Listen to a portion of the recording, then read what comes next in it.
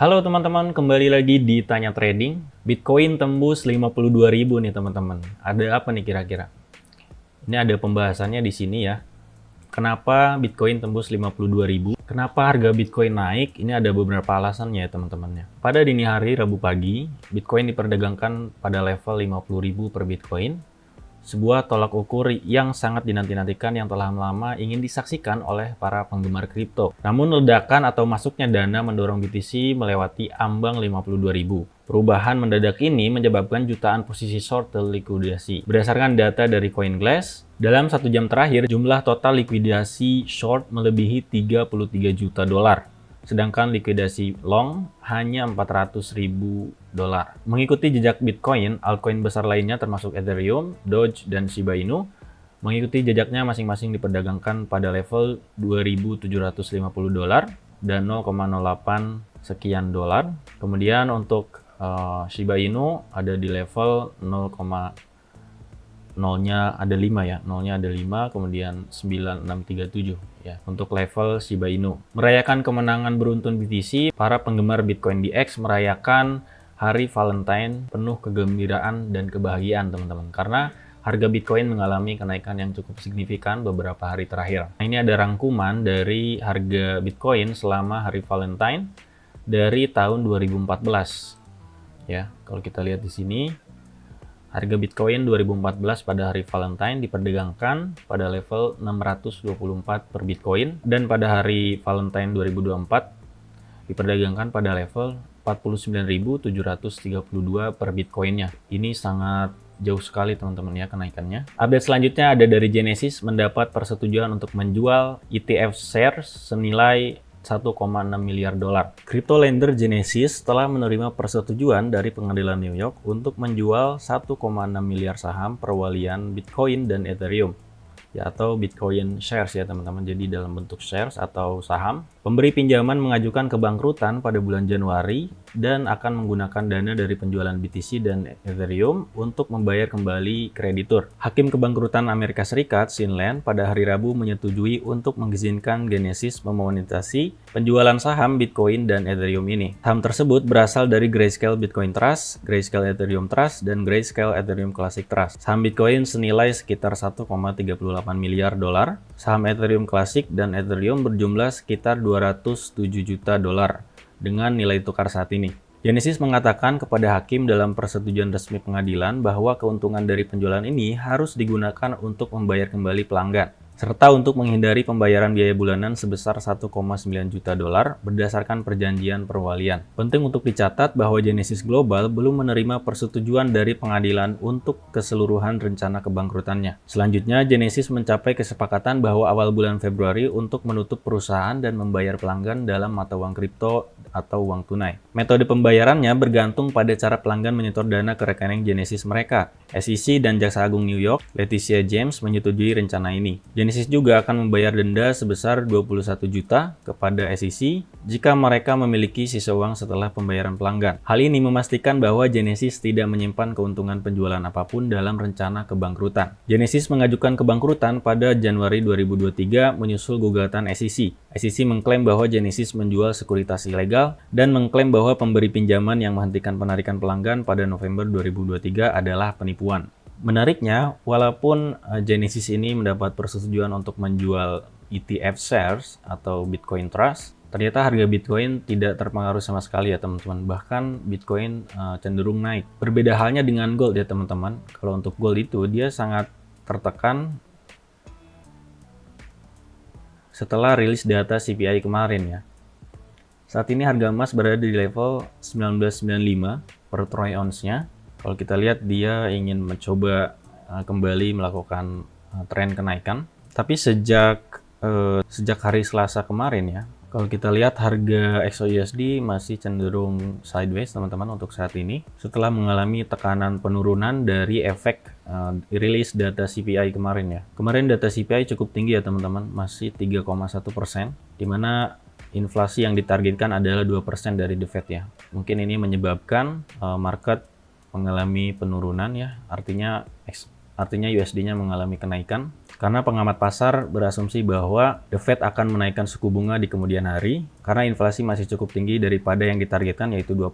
Bagaimana cara membaca berita? Nah, ini banyak teman-teman yang pemula yang belum tahu cara membaca berita seperti apa. Nah, teman-teman pergi ke forexfactory.com. Di sini ada usual effect-nya. Ini penjelasan mengenai dampak daripada data yang akan dirilis. Di sini dijelaskan bahwa actual greater than forecast is good for currency. Kita lihat di sini actualnya, di sini sangat hijau ya, 3,1%. Untuk forecastnya sendiri adalah 2,9%. Artinya actualnya greater than forecast. Maka yang terjadi adalah currency-nya atau USD-nya itu mengalami kenaikan, yang menyebabkan pasangan XAUUSD itu mengalami penurunan ya. Pasangan mata uang lain juga tentu mengalami penurunan jika dipasangkan dengan USD gitu ya. Misalnya GBP USD kita lihat. Di sini bisa kita lihat di chart 1 jam untuk GBP USD juga mengalami penurunan. Di sini ada long candle ya di tanggal 13 Februari pada saat jam rilis data CPI di pukul 8.30 ya teman-teman. Kita lihat di sini penurunannya cukup jauh. Ini dampaknya bisa hingga 93 poin ya untuk penurunan dari GBP USD. Nah, jadi cara baca data itu seperti itu teman-teman ya. Kita cukup lihat daripada usual effect-nya. Tapi ini juga tergantung beberapa dampak lain ya. Misalnya ada data yang rilisnya beriringan. Misalnya ada dua data yang beriringan bareng rilisnya. Yang satu dari USD, yang satunya dari Kanada ya. Artinya yang terdampak adalah pair USD CAD. Jika teman-teman ingin trading di pair USD CAD, itu tentunya ada dua faktor yang harus diperhatikan. Yang pertama dari USD-nya, yang kedua dari CAD-nya. Karena rilisnya berbarengan, tentu chart-nya akan membingungkan teman-teman ya. Karena ada dua rilis data yang berbarengan yang menyebabkan saling tarik-menarik ya teman-teman. Mana yang paling kuat berdasarkan rilis data tersebut. Untuk hari ini di jam 8.30 akan ada rilis data dari USD. Sini ada beberapa data teman-teman. Yang pertama dari Core Retail Sales. Nah, teman-teman cara bacanya cukup sederhana. Teman-teman baca usual effect-nya aja. Di sini dijelaskan bahwa actual greater than forecast, good for currency. Artinya jika datanya nanti hijau, artinya lebih baik ya, lebih baik dan lebih tinggi dari forecast. Itu artinya bagus untuk currency-nya yaitu USD. Dan di sini ada measures atau tolak ukurnya dari mana? Dari perubahan total nilai penjualan dari retail level ya teman-teman. Tidak termasuk auto atau otomotif. Nah, di sini ada juga untuk unemployment claims. Kalau ini sama teman-teman ya, retail sales dengan core retail sales itu hampir mirip. Nah, ini berbeda dengan core retail sales. Untuk usual effect dari unemployment claims, di sini ada perbedaan ya. Di sini efeknya adalah actual less than forecast. Artinya, jika actual lebih kecil daripada forecast, itu good for currency. Ini kebalikan dari core retail sales yang tadi. Misalnya saat ini forecastnya adalah 219.000. Nah, jika nilai aktualnya lebih kecil dari forecast, itu akan bagus untuk USD-nya. Nah, karena ini data berbarengan, nah ini yang tadi saya bilang, tarik-menarik teman-teman ya. Di sini ada data yang jika positif hasilnya, maka bagus untuk currency. Sedangkan unemployment claims, jika datanya bagus, jika datanya lebih besar dari forecast, itu malah buruk untuk USD. Ya, jadi kita harus perhatikan dua data ini karena rilisnya berbarengan, tetapi dampaknya berbeda gitu ya. Untuk saat ini harga gold tertahan ya di level 1995. Kalau kita lihat di sini seperti ada resistance ya, karena beberapa kali harga terpantul di area ini teman-teman. Ya, kalau kita lihat ini akan menjadi resisten tentunya. Ini akan jadi resistance yang terdekat untuk saat ini ada di level 1996 atau 1995 teman-teman. Karena beberapa kali harga terus reject di area ini ya.